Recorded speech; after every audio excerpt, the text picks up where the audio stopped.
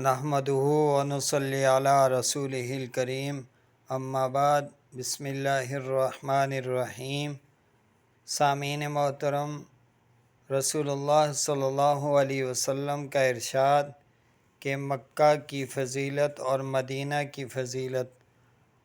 اللہ کے رسول صلی اللہ علیہ وسلم ارشاد فرما رہے ہیں کہ اللہ جتنی آپ نے مکہ مکرمہ میں فضیلت رکھی ہے، اس سے دگنی فضیلت اور برکت مدینہ منورہ کو عطا فرما۔ گویا کہ اللہ کے رسول صلی اللہ علیہ وسلم مکہ پر مدینہ کی فضیلت کو بیان فرما رہے ہیں۔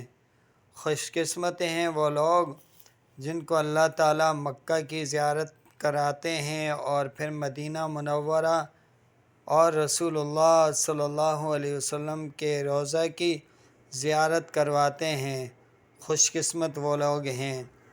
اللہ تعالیٰ سے دعا ہے کہ اللہ تعالیٰ ہم سب کو مکہ اور مدینہ کی زیارت عطا فرمائے اور روضہ رسول پر حاضری کی توفیق عطا فرمائے۔